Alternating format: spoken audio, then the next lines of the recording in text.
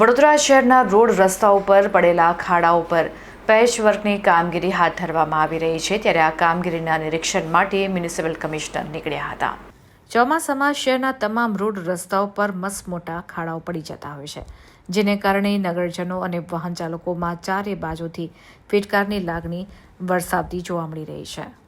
ત્યારે મ્યુનિસિપલ કમિશનરની સૂચનાથી કોર્પોરેશનના અધિકારીઓ દ્વારા રોડ ઉપર પડેલા ખાડાઓને પૂરી રોડ ઉપર પેચવર્ક કરવામાં આવી રહ્યું છે। ત્યારે પેચવર્કની કામગીરી નિહાળવા માટે મ્યુનિસિપલ કમિશનર હુસેન સર્કલ પાસે પહોંચ્યા હતા।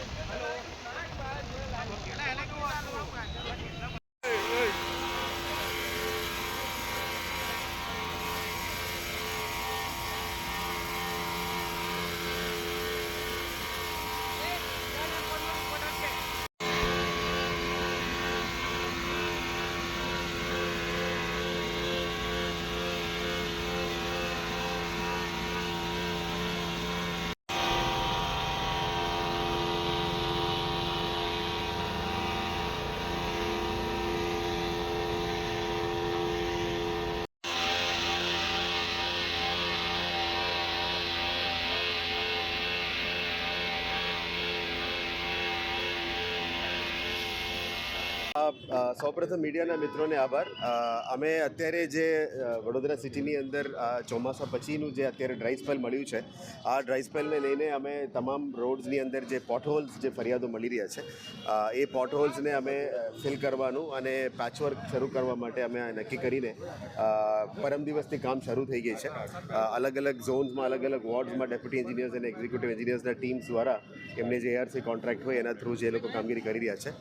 અત્યારે આ વખતે અમે પહેલીવાર વડોદરામાં જેટ પેચર મશીનને પણ ઇન્ટ્રોડ્યુસ કરી રહ્યા છે, જેથી કરીને કામ બહુ ફાસ્ટ થઈ શકે અને ફાસ્ટ ટ્રાફિક મૂવમેન્ટ પણ થઈ શકે। બાકી રૂટીનમાં આપણે ગ્રીડ મિક્સ કરીને કરીએ તો થોડું ટાઈમ પણ આપવું પડશે અને આ કરવાની પેચવર્કની કામગીરીમાં પણ સમય થોડો વધારે થતો હોય છે। એટલે હાલ આપણે ઇમરજન્સી મોડમાં અત્યારે જેટ પેચિંગ મશીન અમે એક લાવ્યા છે। આવનારા દિવસોમાં હજી 3 લાવીશું, એટલે એક ઝોનમાં વહેલા તકે કામ પોટહોલ્સ ફિલિંગ કામગીરી થઈ શકે એના ઉપર કામગીરી કરીશું, કારણ કે આના કારણે પબ્લિકની નારાજગીને પણ દૂર કરી શકાય અને જે પહેલાંથી જે રોડ વર્કની રિપેર કરવાનું છે એનું પણ કામગીરી વહેલા તકે થઈ શકે। આ સિવાય પણ જનરલ વર્ક્સમાં પણ નોર્મલ રીતે પણ અમે કામગીરી કરીશું। એટલે હોટમિક્સ પ્લાન્ટને પણ શરૂ કરી દેવામાં આવી છે। અત્યારે જ ડ્રાય સ્પેલ મળી છે, એટલે 2 મહિના પછી, એટલે વહેલા તકે આ ખાડાઓ પુરાવાની કામગીરી વીએમસી દ્વારા હાથ ધરવામાં આવ્યું છે। અને બીજું આ પેચવર્ક સિવાય જે રોડ પ્રોજેક્ટ દ્વારા 18 મીટરની ઉપરની રોડ છે, આ બધાની અત્યારે ટેન્ડર પ્રક્રિયામાં પ્રોસેસમાં છે। અમુક તો વર્ક ઓર્ડર પણ અપાઈ ગયું છે। એટલે જે પણ આ વખતે જે પહેલાંથી જ અમે ખર્ચા કરતા હતા વડોદરામાં, એના કરતાં 45% વધારે અમે બજેટમાં લેવા માટે પણ નક્કી કર્યું છે।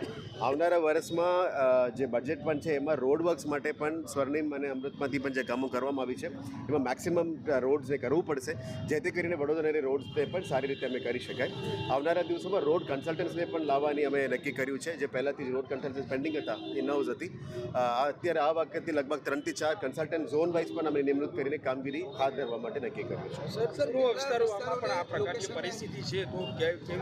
આ તો સાઉથ ઝોનમાં કામ શરૂ કરી છે। આવનારા દિવસોમાં દરેક ઝોનમાં જેટ પેચર મશીન અમે લગાવીશું, પણ મોટાભાગમાં જે વેસ્ટ ઝોનમાં નટુભાઈ સર્કલ છે, ફારસભાઈ સોસાયટી છે, ચકલી સર્કલ છે, આ 3 દાખલો છે। પણ અલગ અલગ જગ્યામાં બ્રિજેસની સાઈડમાં પણ જે મને રજૂઆત મળી છે, તમામ જગ્યામાં અમે રૂટમાં જે નીકળવાના છે, કાયમી 3 દિવસ રૂટમાં નીકળવાના છે, જેથી કરીને વહેલા તકે આ તમામ ખાડાઓને પુરાવવા માટે અમે કામગીરી કરી શકાય, જેથી કરીને પબ્લિક રોડ્સને મોટરેબલ કરી શકાય, યુઝ કરી શકાય।